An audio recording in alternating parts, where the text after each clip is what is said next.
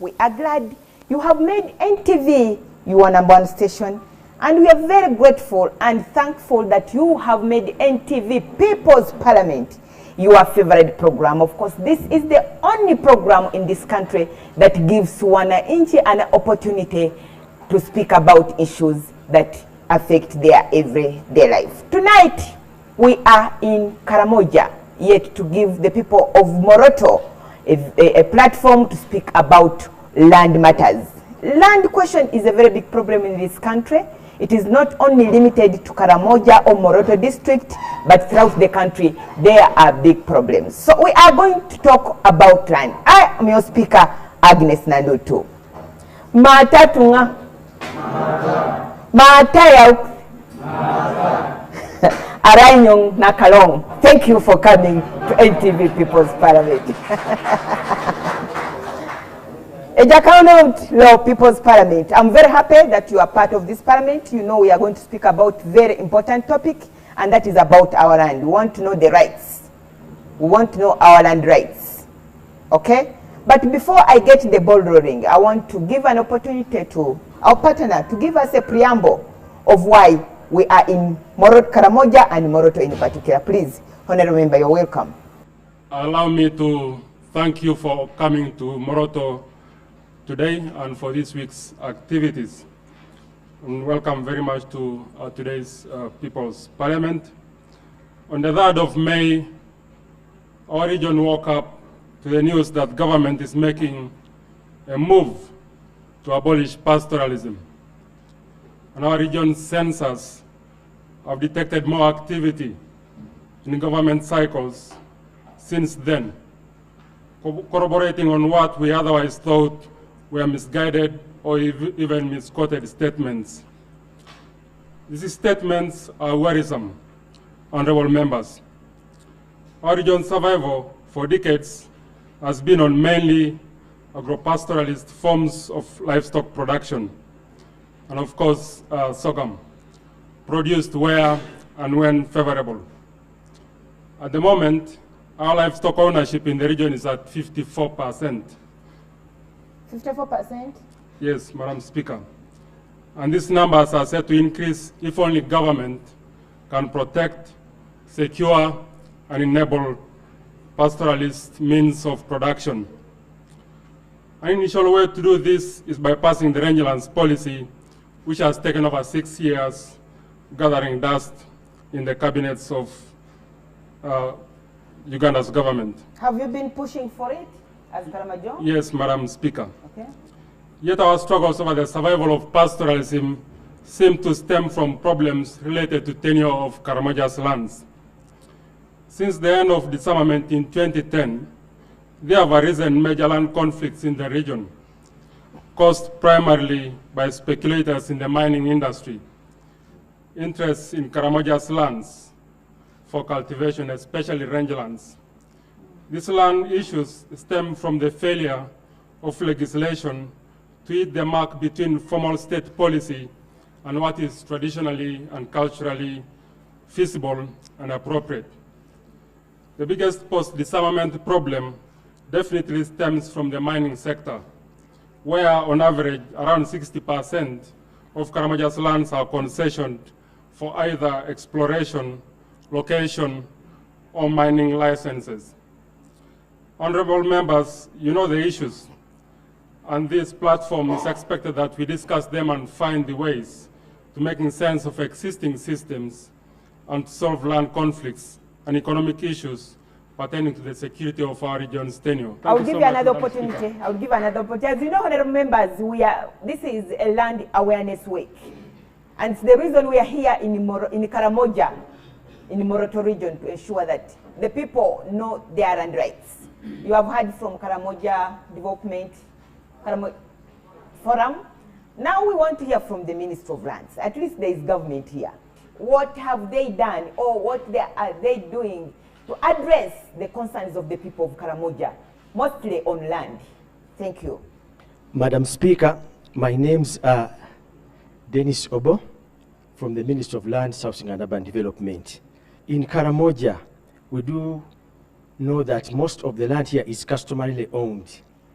The Constitution provides that the land must be registered under the tenure system, I think the customary tenure system, which is one of those that's recognized by the Constitution.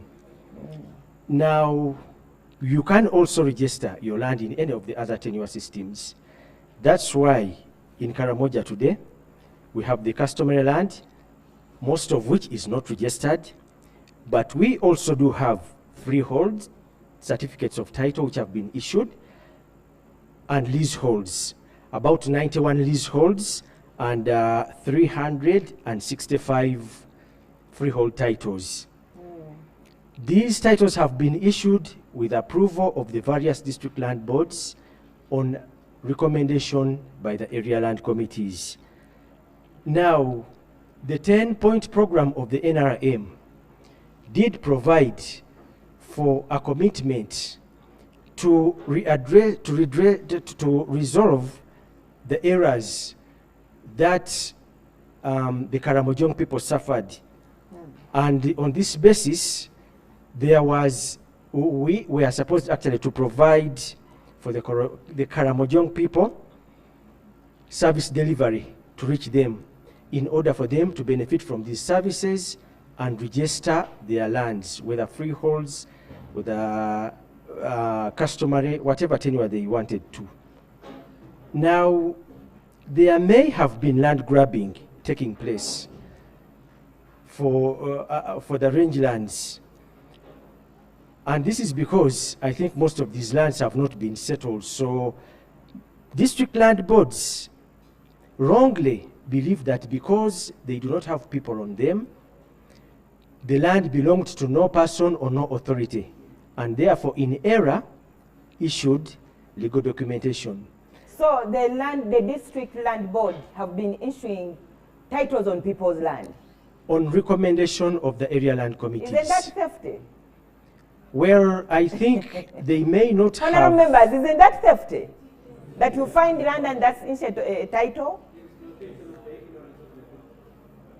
Good enough, the government in 2010 did provide an amendment that where such titles are discovered, they shall be nullified. Okay. So we still have a ray of hope. So somebody whose land was illegally given out can go, where can they go? To courts of law, petition, and have those those titles but remember nullified. The people who have taken that land have a lot of money. Well, the courts of law, I believe, listen, are fair and just, and can be able to provide justice. Now the ball is in your court, honorable members. The government has spoken through the Ministry of Lands. Karamoja Development Forum has spoken. Now the ball is in your courts. My name is Philo Ariatuishka and I work with the Ecological Christian Organization. I would like to speak about the land issues that are affecting the Karamojong, especially in the mining sector. And first of all, just to inform this Honorable House that the Mining Act review is ongoing, and as such we should take keen interest because it can address some of the issues that we are raising.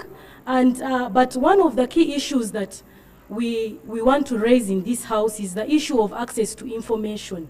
Just like other honorable speakers had noted, that we have our land which is 64% under mining concessions. But who knows this and who are the people? So we really need to demand from the government to give us this information such that we are aware of the people who are holding these exploration licenses on our land. This should be open information and this should come out clearly from the people. Who is owning this 60% of the land under the mining concession? He can immediately give us information. Honorable Speaker, there is a very, very big, I think, misunderstanding. If you have a mining license, it doesn't mean you are a landowner. Okay. A mining license can never be a land title. The two are not the same. The land title is higher and most important one.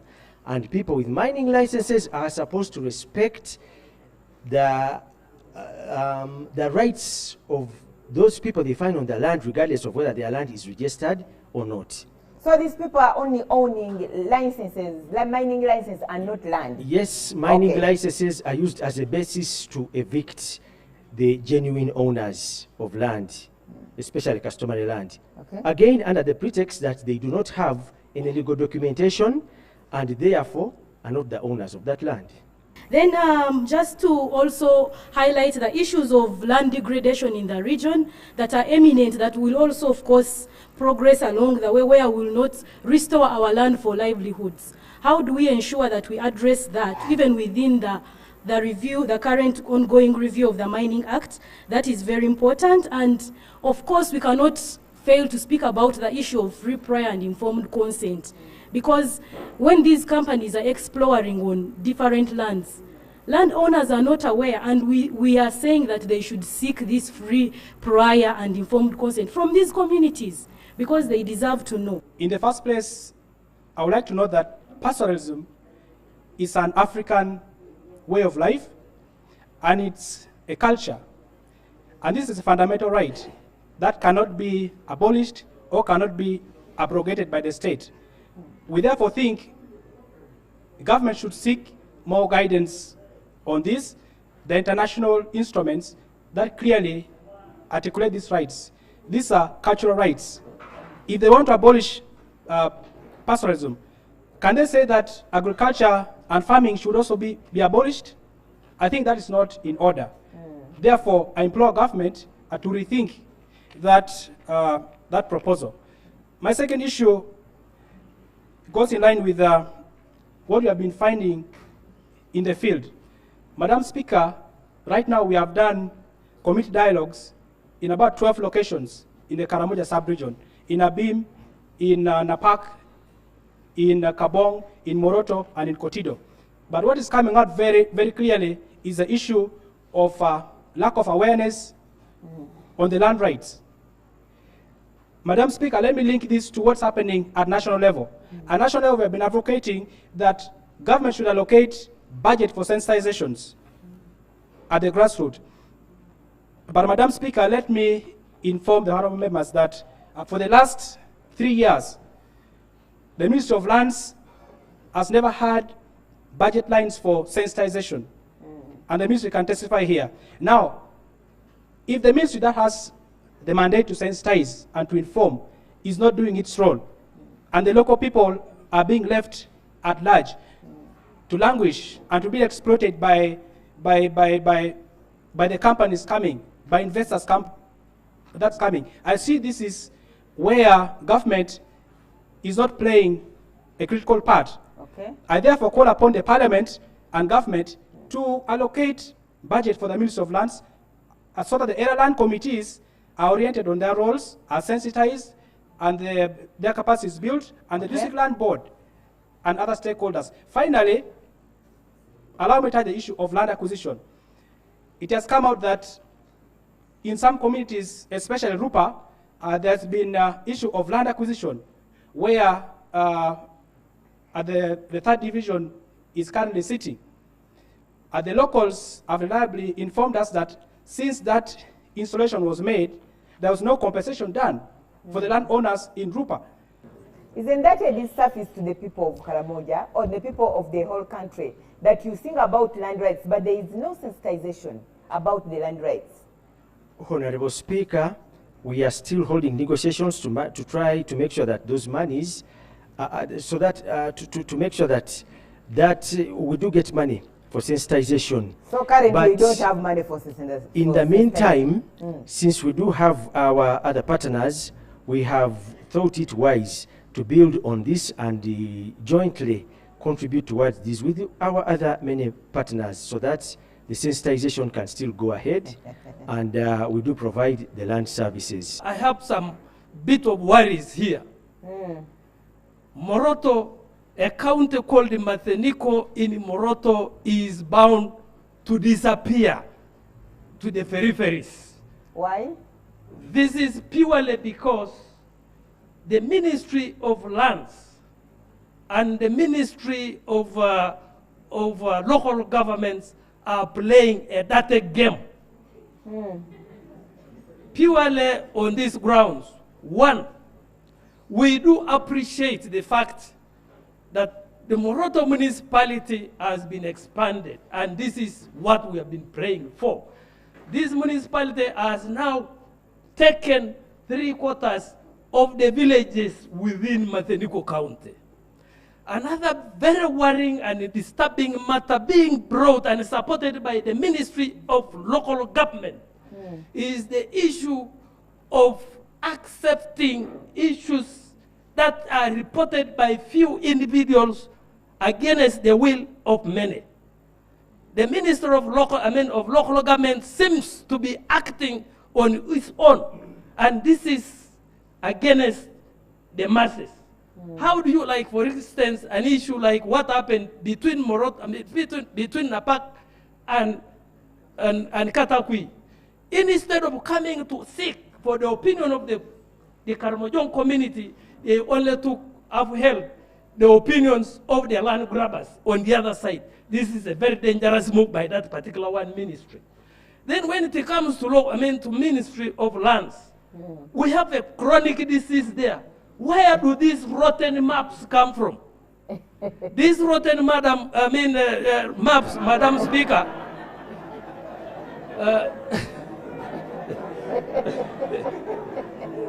These rotten maps, Madam Speaker, have caused a lot of confusion here.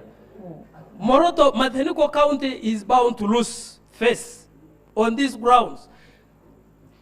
Ministry of Local Government, in conjunction with the Ministry of Lands, have accepted these rotten maps that are being extended every other day. Okay. This is a very terrible Point noted. move. Point noted, Honorable Member. Thank you. I will give you another opportunity. Okay, thank you so much for the information. I think you have heard the people of Moroto speaking about their land rights.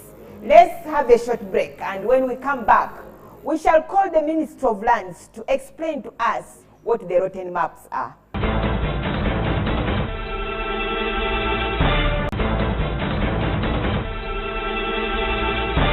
Yes, welcome back. You are still watching NTV People's Parliament, your favorite program, of course, the only program that gives the grassroots person an opportunity to speak about their everyday life and government policies that affect them. Now we are in Karamoja region in its Moroto district discussing about land. Land in Karamoja is a very pertinent issue and something that is touching the people of Karamoja's lives. Before we went for a break, Honorable Member said the Ministry of Lands and Government have brought up rotten maps, and you are extending them and capturing other constituencies without the approval of the people of the land. Please, can you explain, Minister of Lands? Madam Speaker, my understanding of the word rotten maps was that because they are old, of 1962, before I was born, tattered, and probably in not a good shape, he preferred to call them rotten. The truth is that the maps that are used are the authentic maps which were left behind by our colonial government, whose coordinates and boundaries are provided for in the laws of Uganda, 1994. Anybody can access this information. But I would also request that the Honorable Member, who might also be a customary owner, should leave issues of surveying to my surveyors, who are truthful, professional, and know what to do. They are the ones who determine and translate or interpret the coordinates that are in these government documents. And they are not actually using rotten maps?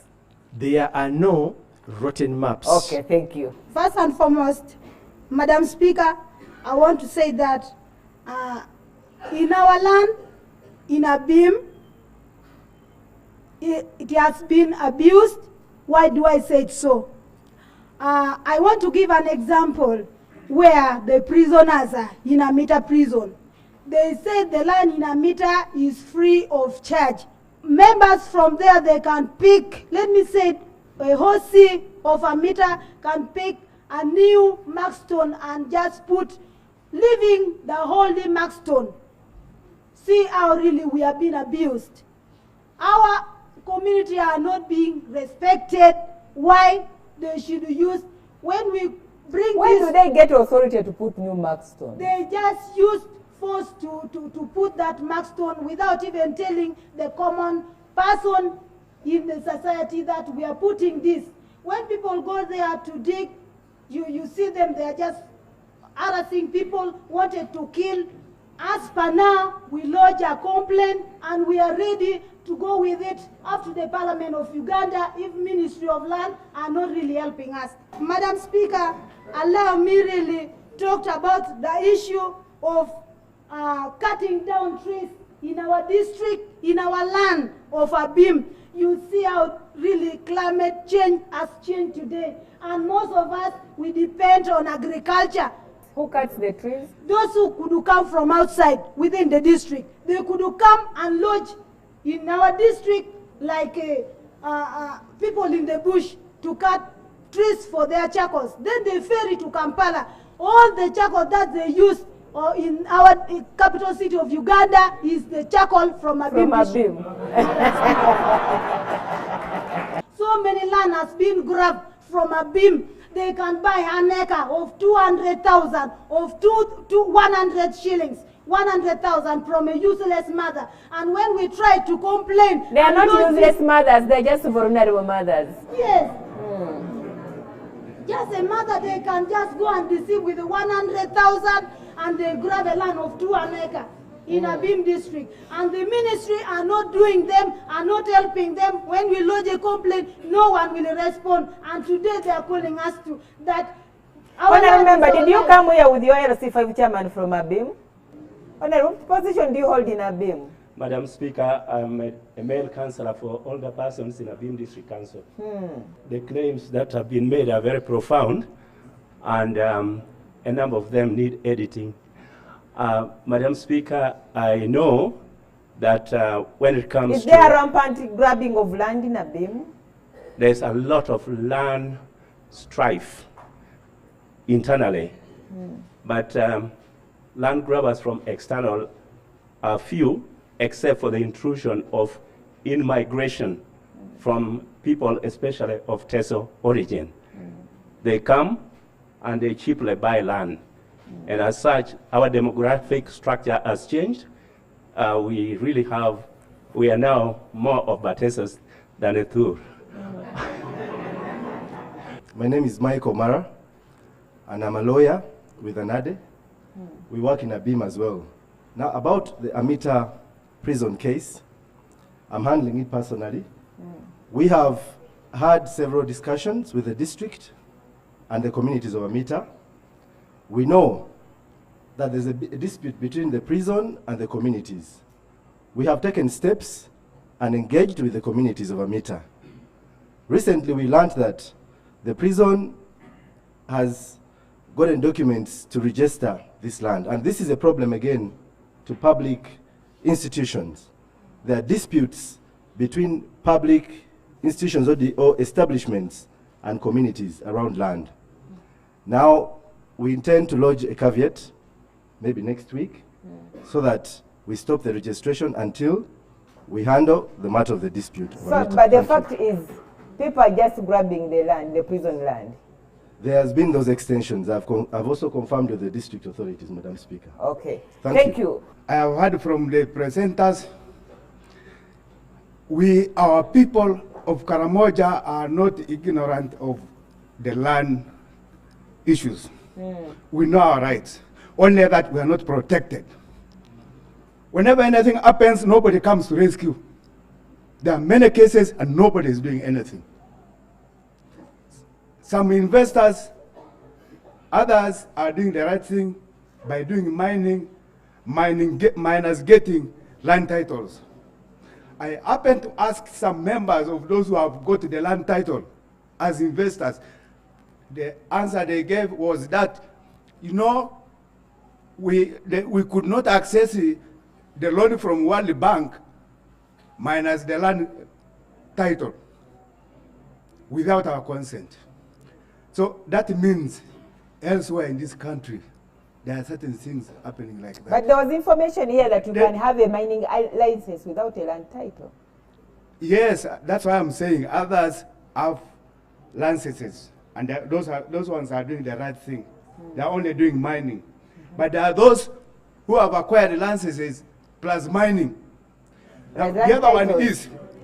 They've acquired licenses plus land titles. Yes. And what are they doing? They are doing mining, and at the same time, they have land title. Now, the other one is, I come back to Minister of Lands, Minister of Local Government. You cannot have two parallel lines of coordinates. This line coordinates. The other one is the one known by each and everybody. Who does that? On top of that, you go drawing maps which show different boundaries. Where do you want the people of Uganda to go? If this country was not stable and stabilized by this good government, Ugandans would have died over these lands. And if we are not careful, to the Uganda government, security forces relax, people of Uganda will openly go on the lands, which we don't want. Now the other one is, how does Minister of Lands accept the land grabbers to come with papers, with the papers that are not complete? And even when people have complained, they don't come back. Of course, they could have, the district could have approved through the process which is brought up by the land committee, the area land committees. But if the community complains, whenever the community complains, Minister of Lands should be able to come and rescue. So there is, in summary, your point is that there is no protection from government. No. Thank you. I will give you another opportunity. Let me give it to the lady now, please. Today, honorable members, we've been bashing the Ministry of Lands, but I'm here to testify that the work which we started in Karamoja, the ministry has supported it, has picked it up, and yesterday in Sidok sub-county of Kabong, members of that community received their communal land association titles, and it was a very happy occasion. So why am I saying this? I think the laws we've learned this week are there, and they are good. The policies are there, they are good. Honorable members, I want to appeal to us to talk to our people and enforce and get people to actually register their lands. I would like to provide information that the certificates that were given yesterday at Sidok sub-county, they were not certificates of titles. These are certificates of registration and incorporation of the communal land associations that were formed by the Ministry of Lands with support of Pelham and Oxfam. So it's not a certificate of title, it's a certificate of incorporation of the communal land associations. Thank you. So you have given people wrong information that they got titles. Madam Speaker, I can defend myself. The process of getting certificates of communal land associations begins with that process yesterday. That's what you should have said. It's a milestone. I'm sorry for the mistake that I've made, but it's a milestone. Okay. Madam Speaker, did I hear well that the whole cabinet is thinking of abolishing pastoralism? That's the information we have got in this People's Parliament.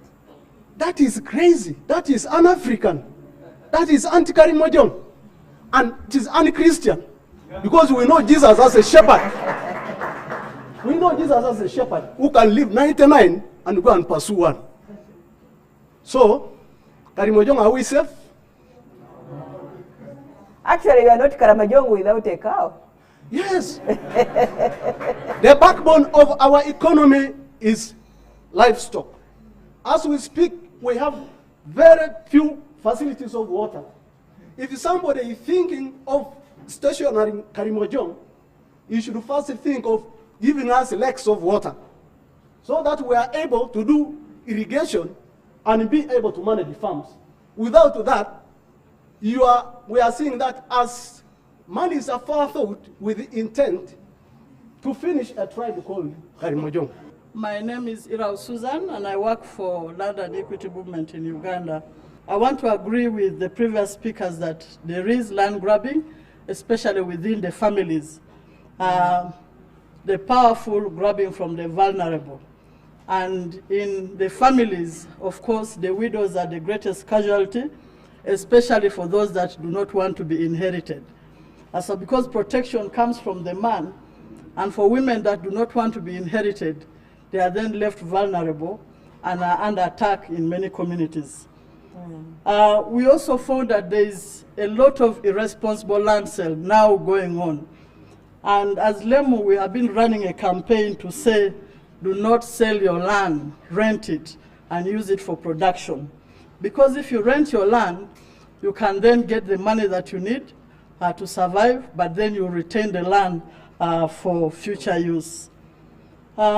We also learned from some of the sub-counties that there is concern around compulsory land acquisition. And in Moroto, we received concerns about during the construction of the road to Nakapiripirit, with allegations that some people were not compensated. And going forward with the planned construction of the road to Kotido, and the one coming from Sironko through Namalu to Nakapiripirit, I think it's important that we sensitize the people on the law on compulsory acquisition so that there is no repeat of what happened in the past.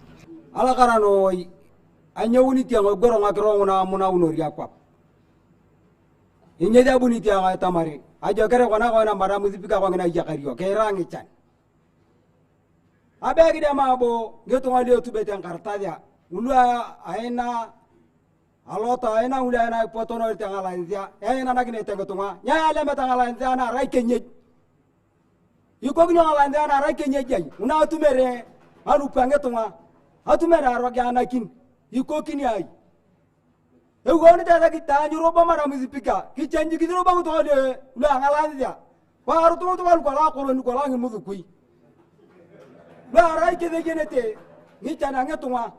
Okay.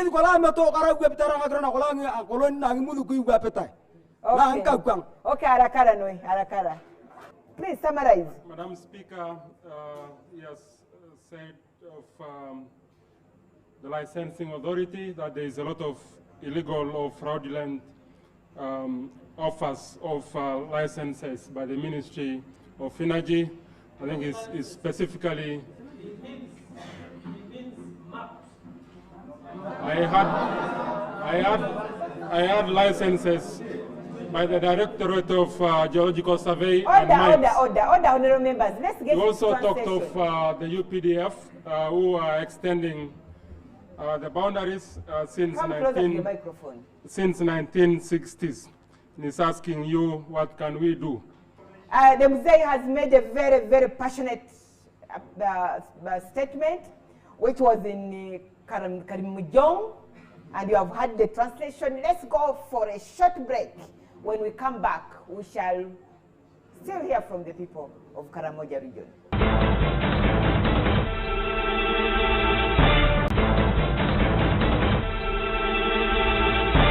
Welcome back. You are still watching NTV People's Parliament, sitting here in Moroto District, chaired by none other than your speaker, Agnes Nandutu, and we are talking about a very pertinent issue of land.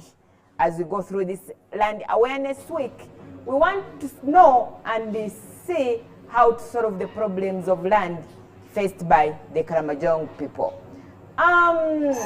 Before I get to police, because there have been a lot of allegations, grabbing of land, extending boundaries without the knowledge of the peasants. I've seen former honorable members here present in the House. Can I give them opportunity, please? Yes, thank you very much, Madam Speaker. The conflict of land boundaries, especially sub-counties and counties, or sub-counties and sub-counties. One is prominent one, the one somebody was saying, rotten maps. Yet I think he's talking about the variation of maps. There is 1958, There is 1962. And I do believe 1962 boundaries binds. I need to be corrected there. Then number 2, there was also this problem between Teso and Karamoja Park. It has been there. The Karamoja know where the elders should be able to give us because they were there. The boundary between Teso and Napak, let's miss Karamoja. Now recently I'm told there was a meeting held between them and Wananchi, and the minister, I'm told, dictated and said this side is supposed to go to Teso. And that's a very serious conflict. Instigated by a government official. And then let us come to the barracks. I do also aware that the Karamoja gave, because they were having problems with the Turkana. So they needed protection from this side. So that's why they agreed. They even wanted to take it first to Nakiloro, but they decided to bring it near here, a place called Lokiboboni, where the currently institution lies. So the first, they gave willingly, because they wanted what? Protection and guaranteed security. And that's what they gave. But I think, of course, you know what Amini was. He decided to extend and grab that land from them. But what is appalling, I think there is an issue of surveying land at night when the citizens don't know. And also, that survey of night is very dangerous. Honorable, people survey land at night in Karamoja. And that's how the issue of Rupa, his problem came in. Either night or they use, I don't know what time they planted the stones, mark stones. I think that's also prominent. Somebody also said from outside at night. I think there is a conflict of this land and boundaries. The boundaries is talking between the Mazeniko County and the Tepes County. Okay. And that is on this side of Rupa. Okay. Now, finally, I think we need this demarcation of creating districts, sub-counties, is one of the problems that is creating conflicts among our citizens. Okay. And 2, the elites, what I call the middlemen. They exploit the ignorance of the people, and they deceive them with little, for example, Karamoja Sima bulls, kill them bulls, and eventually tell them to endorse here and there, and their land is gone. So you people, let me put in the channel. They understand. That is the case is with the Kautago's land and the land of Rupa. So we the elites, and even worse with the semi-literate, they exploit and land is gone. Okay. Thank you for an opportunity. Thank you, Honorable. Honorable member from the Ministry of Lands, why do you survey land when people are sleeping? It is from the people that these people survey land at night. Honorable Madam Speaker, this is a very serious issue. Yes. The laws of Uganda are very clear. No survey can take place at night. And if it happens, then that is a security issue which must be reported to the office of the RDC, the GSO, the DC, all must know, and it must be stopped. Those people arrested and taken to courts of law. You are only supposed to survey if you have an instruction to survey, clearly signed off by the representative of the Commissioner of Surveys and Mapping, which provides for the survey to be done between 8 a.m. and 5 p.m. Okay. Please arrest those people and hand them over. Okay. Mr. DPC, why do you allow land to be surveyed at night? This is a crime. It is a security matter. I'm not the DPC. I'm the regional police commander. Oh, Moroto region. I'm sorry. And I cover 5 districts of Moroto, Napak, Nabiratuk, Nakapiripirit, and Amudat. Madam Speaker, to me it's new information, but nevertheless, we shall endeavor to make sure that we investigate on it. It is illegal, it is criminal for surveying to be done at night. We are in the extractive sector, most especially in Tapach sub-county, where Toro Cement Limited is operating. You find that work of Toro Cement is being done at night, especially exploration. And we don't know whether it is exploration or whereby work begins at night, and in the morning you see the GPS, these things moving. I don't know whether it is called GPS. You find rotating very early at 6. Then the work is being done at night, being escorted by the policemen and the soldiers. And we are not allowed to know what is taking place. And this is not that clear. Oh, Mr. RPC, have you had information from the people? Madam Speaker, I think the main point was about surveying land at night.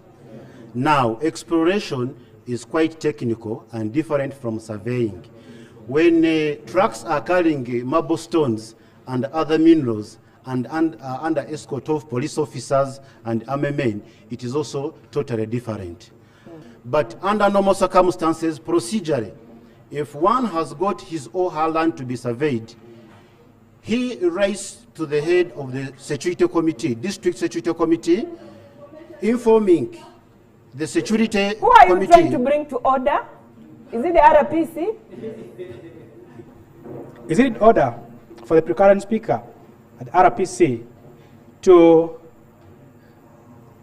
openly legalize that the trucks carrying limestone and other minerals should be escorted by the police or the army? Honorable Member, I think the RPC had another question of surveying at night, and then another question of escorting trucks with police officers, and he was trying to address it. He was in the process of addressing it. Yes. I think let's give him time and see what the answer is going to give us. Okay, fine. Thank you. Yes, go ahead, Mr. RPC. Thank you, Madam Speaker. I am not legalizing the escort of trucks, but I was trying to explain the circumstances under which surveying is done with the consent or with the knowledge of stakeholders. And I had reached at a point whereby I was saying that whoever has got an activity of surveying his or her land informs the relevant stakeholders or authorities. For example, we as security, it is the office of the RDC who is the chairperson of the district security committee. RDC, this has all happened under your watch, sir. Hiyo ni ungwana. I think the issue of surveying land at night is criminal. It has not been reported to the authorities, to us. That one, we must not explain it here that is being surveyed. Whoever is surveying land must be reported and would take appropriate action. What I know is all these illegal land titles have come up because when somebody comes, the community tends to seal that person. And they get what they call attendance. You know, there are many attendance lists. They make them to write this attendance list, and then later, it is this attendance list which translates into what? Into the land to be surveyed. That these people have accepted to that their land be surveyed. But in actual sense, as a government, we shall not accept, and we have never witnessed, and they have never reported. This is the problem with our people. What about they have never reported, they are only reporting to you now because you are here. What about the idea of escorting trucks or? This one is optional because it depends which area and where. If it is exploration, you know, some of these explosives are being administered in conjunction with the forces when they actually having these extractions. So it does not mean that they are escorting. The Moroto is a very peaceful district. As of now, there is no escorts whichever, apart from the RDC can be escorted. Thank you. Thank you. Thank you, honorable members, for being part of this parliament. If you decide to talk about land matters, you can talk about land until the cows come back home. These people have a lot of issues, they have a lot of problems concerning the land in Karamoja. And because of the importance of this topic, we ask that we push it and make a continuation next Saturday. I am your speaker, Agnes Naluto, and I aspire to inspire you before I expire. With powers conferred upon me as the Speaker of People's Parliament, I adhere this House until next Saturday.